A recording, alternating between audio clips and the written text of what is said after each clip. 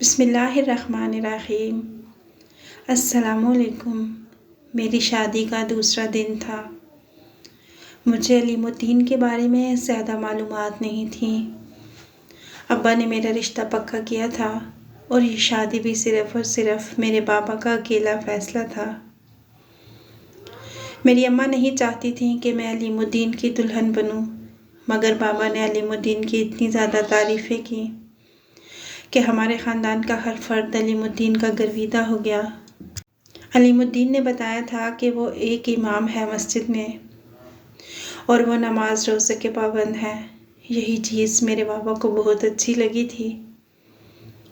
पर जब शादी के बाद पहली सुबह को मैं उठी तो अलीमुद्दीन सो रहे थे।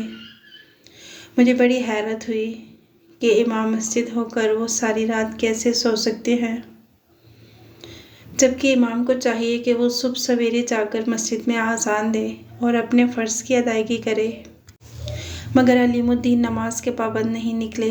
सुबह वो काफ़ी देर से उठे तो मैंने शिकवा कर डाला, अलीमुद्दीन आपने आज नमाज अदा नहीं की, बुरी बात है। वो कहने लगे मेरी माँ मत बनो। अलीमुद्दीन ने इंतहाई बुरे लहजे में कहा तो मैं उसका मुँह देखती रह गई। ये आप मुझसे कैसे बात कर रहे हैं? शादी के पहले ही दिन हमारी लड़ाई हो गई। मैं अलीमुद्दीन से इस बात पर खफा थी, जबकि वो इस चीज़ पर गुस्सा थे कि मैं इनसे पूछने वाली होती कौन हूँ। खैर, मैंने इस बात को नज़रअंदाज किया। ज़ोहर की नमाज़ पढ़ने वो मस्जिद चले गए। मुझे खुशी हुई और अफसोस भी कि खामखा मैंने अलीमुद्दीन पर शक किया। अब वो तकरीबन सभी नमाज़ें मस्जिद में पढ़ते, रात को आते तो थके हारे होते।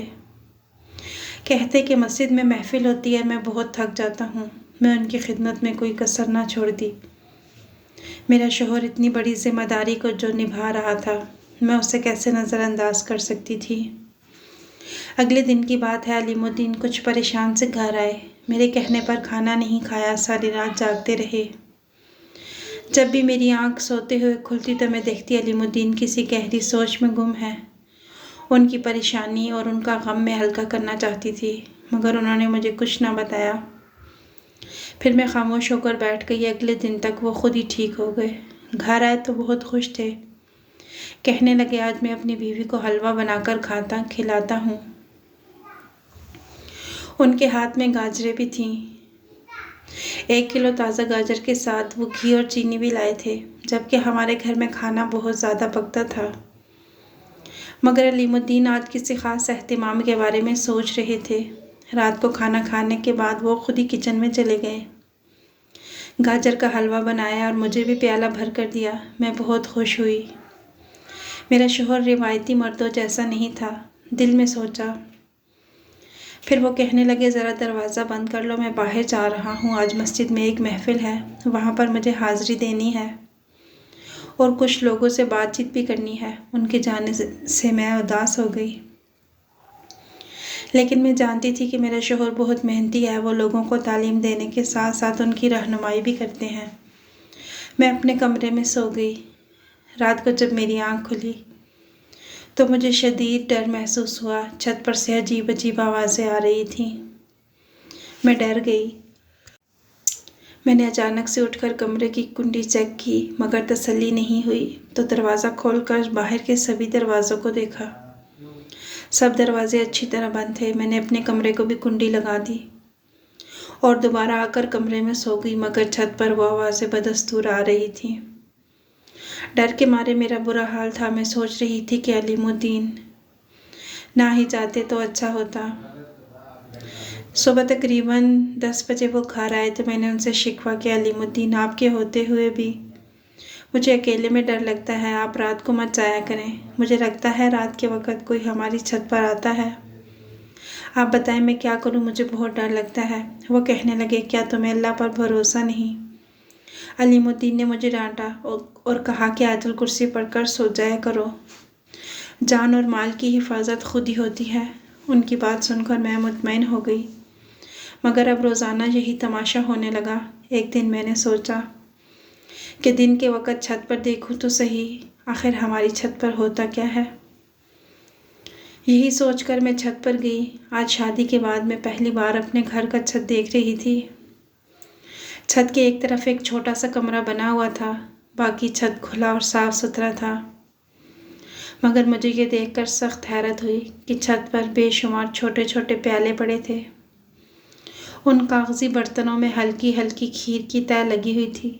मैंने उन्हें गौर से देखा तो मैं समझ गई कि ये बर्तन खाने पीने के लिए इस्तेमाल होते हैं। 4-5 के करीब ये बर्तन थे, जिनमें अंदर के गाजर के हलवे तो किसी में दूध की तह जमी हुई थी। ये देखकर मैं सोच में लग गई। मुझे लगा कि ये बिल्कुल वही खीर और हलवा है जो हमारे घर में बनता है। हलवा तो हूबहू वही था, बिल्कुल वैसा ही रंग और वैसी ही खुशबू, मगर मैंने शक करना मुनासिब नहीं समझा। सोचा शायद दूसरी छत से बच्चों ने इस तरफ खाली बर्तन फेंक दिए होंगे। मैंने सफाई कर दी और इस बात को नज़रअंदाज कर दिया। उससे अगले दिन अलीमुद्दीन को गांव किसी काम से जाना था। अलीमुद्दीन के जाने के बाद मैं बहुत डर रही थी। सोचा आज न जाने मेरा वक्त कैसे कटेगा, मगर शाम होते ही मैं पुरसकून नींद सो गई। सुबह फजर के वक्त मेरी आँख खुली। आज किसी भी किस्म की परेशानी मुझे नहीं हुई। मैं बड़ी हैरान हुई। कामकाज करने के बाद छत पर गई तो देखा आज वो बर्तन नहीं थे, ना ही पहले जैसा घास फूस वहाँ मौजूद था। मगर ऐसा 2 दिन ही हुआ। जैसे ही अलीमुद्दीन गांव से वापस आए, अगली रात को फिर वही शोर और वही आवाज़ें आने लगीं। सुबह अलीमुद्दीन के सोने के बाद मैंने ऊपर छत पर जाकर देखा तो मेरा शक यकीन में बदल गया। वहाँ पर हमारे घर के यानी हमारे किचन के बर्तन भी थे और हलवे वाली छोटी छोटी प्लेटें भी। मुझे बहुत गुस्सा आया कि अलीमुद्दीन आखिर मुझसे क्या छुपाते हैं। मैंने ये सोचा और उनके जागने का इंतज़ार करने लगी। उनके जागने पर मैंने गाजर वाले हलवे के बर्तन उन्हें दिखाए तो वो कहने लगे तुम मुझ पर शक करती हो, मैंने तो तुम्हारी मदद के लिए सारे बर्तन छत पर रखे ताकि उन्हें धूप लगवा लूँ। जानती हो ना, पिछले दिनों चाचा मुनीर हमारे घर आए थे। उनको टीबी है। उनकी टीबी की तशख़ीस कल ही हुई है, तो मैंने सोचा कहीं हमें भी ऐसी बीमारी ना लग जाए, इसलिए कुछ बर्तन छत पर रख दिए हैं। बाकी भी तुम आज मेरे साथ मिलके छत पे रखवा दो। कंबल वगैरह भी छत पर डाल देते हैं, धूप लगेगी तो सारे जरासीम मर जाएंगे।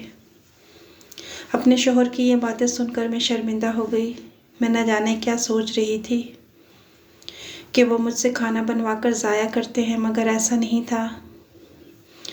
हम दोनों ने मिलकर सुबह छत के ऊपर बर्तन और बिस्तर वगैरह फैला कर रख दिए।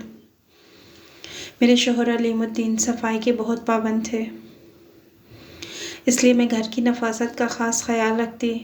शाम हुई तो वो सब बिस्तर वगैरह उतार कर कमरों में मेरे साथ रखवा दिए। जब मैं ऊपर से बिस्तर ला रही थी तो छत पर एक औरत खड़ी थी, उससे मेरी मुलाकात हुई। उस वक़्त अलीमुद्दीन घर पर नहीं थे। मैं अपने बिस्तर वगैरह वापस लेने छत पर गई। मुझसे बात करते हुए वो मुझे मशकूक नज़रों से देख रही थी। फिर मुझे राजदारी के अंदाज में बताने लगी, सुनो बहन, मैं तुम्हें एक बात बताना चाहती हूँ, अगर तुम नाराज़ ना हो तो कहूँगी। मैंने कहा आप मुझे बताइए, मैं किसी से जिक्र नहीं करूँगी। तब वो कहने लगी, तुम्हारी छत पर हर रोज़ तुम्हारा शोहर 2-4 लोगों को लेकर आता है। अब वो लोग कौन हैं, औरतें हैं या मर्द, मैं इस बारे में नहीं जानती, मगर उनकी आवाज़ें बारीक और सुरीली होती हैं और ये कुछ गुनगुनाते हैं या पढ़ते हैं, ये तो मैं नहीं जानती। मगर रात को मैंने 3-4 बार तुम्हारे शोहर को छत पर देखा है। वो इन लोगों की बहुत सेवा करता है। न जाने ये लोग कौन हैं जिनके लिए ये पूरी पूरी रात जागता है। न जाने तुम कहाँ होती हो, अपने शोहर पर नज़र रखा करो, कुछ भी हो सकता है। ऐसे कामों में पड़ने के बाद मुश्किलात तुम्हारे लिए भी पैदा हो सकती हैं। औरत की बात सुनकर मैं हैरतमंद हो गई। मैंने कहा इसके पीछे कोई ना कोई वजह या कोई ना कोई कहानी ज़रूर होगी। मैंने अपने दिल में तहैया कर लिया कि मैं अपने शोहर पर नज़र रखूँगी, मगर उन्हें शक नहीं होने दूँगी। अब मैं अलीमुद्दीन की निगरानी करने लगी, मगर वो भी कुछ मोहतात हो गए। रात को उन्होंने घर से बाहर निकलना बंद कर दिया। मुझसे बात बात पर इजहार मोहब्बत करते और कहते कि मैं तुम्हें चाहने लगा हूँ, तुम्हारे बिना नहीं रह सकता।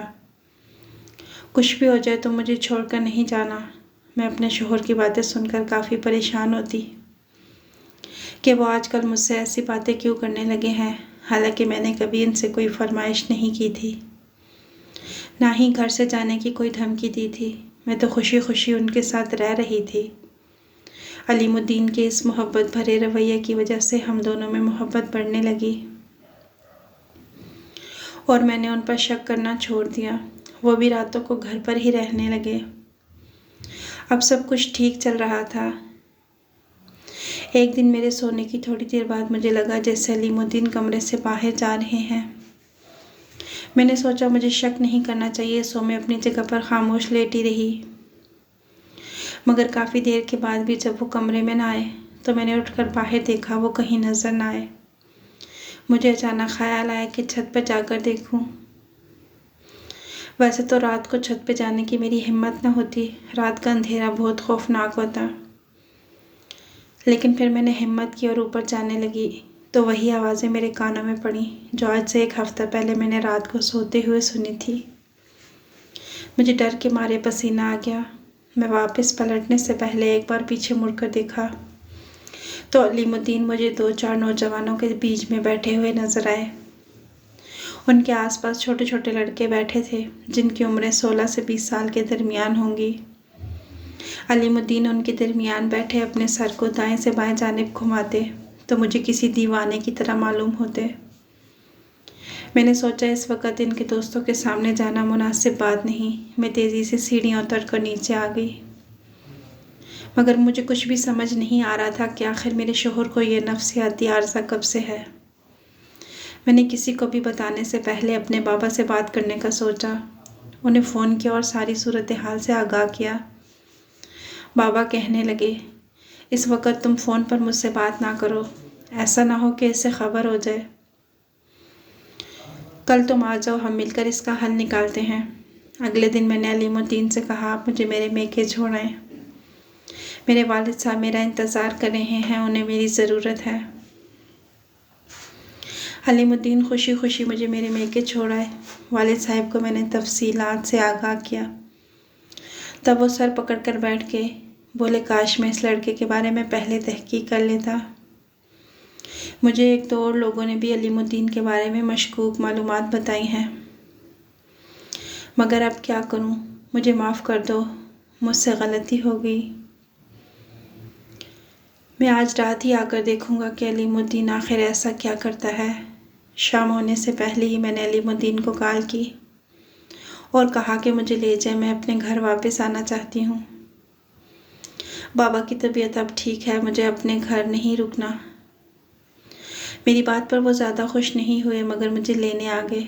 घर जाकर मैंने उनसे कोई ख़ास बात नहीं की। मेरा रवैया उनके साथ पहले जैसा ही रहा। मेरी प्लान के मुताबिक वालिद साहब ने शाम के 7-8 बजे हमारे घर आना था, मगर अलीमुद्दीन आज कुछ ज़्यादा ही एक्टिव लग रहे थे। उनकी बातों से लग रहा था कि वो नहीं चाहते थे कि मैं ज़्यादा देर तक जागूं। मैंने भी अपने बाबा को फ़ोन करके थोड़ा लेट आने को कहा और ख़ुद सो गई। मैंने अलीमुद्दीन के कमरे से बाहर जाने के बाद बाबा जान को फ़ोन किया। उन्हें कहा कि आप आ जाएं, अलीमुद्दीन छत पर चले गए हैं। बाबा मेरे फ़ोन के ही मुंतज़िर थे। थोड़ी देर के बाद वो हमारे घर के सामने खड़े थे। मैंने दरवाज़ा खोलकर उन्हें अंदर बुला लिया। उन्होंने अलीमुद्दीन के बारे में मुझसे पूछगछ की और फिर दबे कदमों छत पर चले गए। उनके जाने के बाद मैं भी उनके पीछे पीछे गई। छत से तेज़ आवाज़ें आ रही थीं। वालिद साहब ऊंची आवाज़ में अलीमुद्दीन से पूछगछ कर रहे थे। अलीमुद्दीन अपनी तरफ से जवाब देने की कोशिश कर रहा था। फिर वालिद साहब गुस्से में मेरे कमरे में आए और मुझसे कहने लगे, इस गंदे शख्स के साथ रहने की कोई ज़रूरत नहीं, मेरे साथ घर चलो। मैं अभी और इसी वक्त तुम्हें साथ लेके जाऊंगा। लेकिन अलीमुद्दीन ने मुझे जाने से मना कर दिया। मैं बहुत मजबूर थी कि अपने बाप का हुक्म मानूं या शोहर का। मेरी समझ में नहीं आ रहा था। तब वालिद साहब गुस्से में मेरे घर से निकल गए। उनके जाने के बाद मैं फूट फूट कर रो दी। वो जान गए थे कि मैं उनके साथ जाना नहीं चाहती, मगर अब अलीमुद्दीन के गुस्से का शिकार मैं हुई थी। उनके जाने के बाद अलीमुद्दीन मुझ पर बरस पड़े। कहने लगे, तुमने ही अपने बाप को घर बुलाया है, तुम नहीं चाहती कि मैं कोई काम करूं। मैं अच्छी तरह जानता हूं कि तुमने मेरे साथ कितनी बड़ी चालाकी करने की कोशिश की है। अलीमुद्दीन की बातों ने मुझे हिला के रख दिया। मैंने सोचा कि मैं वालिद के घर ही चली जाती। कम से कम इस शख्स के ताने सुनने से तो बेहतर है कि अपने बाप की डांट सह लूं। मैं बाबा के घर चली गई। वो मुझे देखकर रो पड़े। मैंने कहा, बाबा आप कुछ तो बताइए, अलीमुद्दीन ने आखिर ऐसा क्यों किया? आपने मुझे घर जाने को कहा था, उस वक़्त मैं नहीं आ सकी क्योंकि अलीमुद्दीन गुस्से में थे। अब आप मुझे बताएं। अगर कोई गलत बात होगी तो मैं अलीमुद्दीन का साथ नहीं दूंगी। वो आप ही की पसंद है। मैं इसीलिए सब्र से काम ले रही थी। तब बाबा ने मुझे अलीमुद्दीन के बारे में तफसील से बताया। बेटी, तुम्हारी शादी करने के बाद अलीमुद्दीन पर मैं बहुत एतमाद करता था, मुझे इस पर फ़ख्र था, मगर मैंने इसके बारे में इसके महल्लेदारों से ज़्यादा पूछताछ नहीं की। मैं समझा था कि इसकी शख्सियत ही उसकी आईनादार है, इसलिए मैंने उस पर यकीन किया। मगर एक हफ्ते बाद ही मुझे इस सच का पता चल गया कि अलीमुद्दीन मस्जिद में पेश इमाम नहीं, बल्कि वो एक पीर का चेला है और उसके काम करता है और उसी के मुरीदों के दिए हुए हदिये पर उसका घर चलता है। ये बात बहुत अफसोसनाक थी। मैंने सोचा कि मैं अलीमुद्दीन को कोई अच्छा कारोबार सेट कर दूंगा ताकि वो अपना घर एक हलाल और सही तरीके से चला सके, मगर अलीमुद्दीन ने इससे पहले ही एक गिरी हुई और नीच हरकत की। उसने अपने पीर से बगावत करके अपना आस्थाना खोलने के लिए उसके सभी लड़कों को वर्गलाया और फिर उनसे कहा कि मैं तुम लोगों को खाना पीना रिहाइश सभी बंदोबस्त करके दूंगा और तुम्हें ख़ास अमल भी बताऊंगा। अलीमुद्दीन तो खुद अनपढ़ है, वो कोई अमल वगैरह नहीं जानता। ये सब बेकार की बातें हैं। वो उन लड़कों को भी वर्गला रहा है और साथ ही अपनी और मेरी शोहरत भी ख़राब करता है। बाबा जान की बातें सुनकर मेरी आंखों में आंसू आ गए। अलीमुद्दीन एक पीर के यहाँ जाते थे। मैं ऐसा सोच भी नहीं सकती थी। आजकल के ढोंगी फ़कीरों और पीरों से मुझे वैसे भी नफ़रत थी, मगर अलीमुद्दीन के इस रवैये ने मुझे बहुत तकलीफ़ दी। फिर मैंने बाबा और अलीमुद्दीन के दरमियान सुलह करवाने की भरपूर कोशिश की। अलीमुद्दीन पीरी फ़कीरी का धंधा छोड़ने पर राज़ी नहीं थे। मैंने उन्हें बड़ी मुश्किल से राज़ी किया और वालिद साहब को कायल किया कि वो उन्हें कोई कारोबार सेट कर दे। मेरे वालिद ने एक कारोबार शुरू करके अलीमुद्दीन के हाथ दे दिया। अल्लाह ताला ने बरकत दी। मैंने भी अलीमुद्दीन की हौसला अफजाई की, उनको पिछली बातों का कोई भी ताना ना दिया। आज ये हालत है कि हमारे घर में एक नहीं बल्कि 4-4 मेहमान रोज़ाना खाना खाते हैं। हमारे घर से कोई खाली हाथ नहीं जाता और हम मियाँ बीवी आसूदा ज़िंदगी गुजार रहे हैं। मेरे शोहर कहते हैं ये सब तुम्हारी वजह से हुआ है, अगर तुम ना होती तो मैं यूं ही बेराह रवी का शिकार हो जाता और मेरे हाथ कुछ भी ना आता। अलीमुद्दीन की ये बात सुनकर मैं खुदा का शुक्र अदा करती हूँ कि उसने मेरे शोहर के दिल में मेरी सच्ची मोहब्बत डाल दी।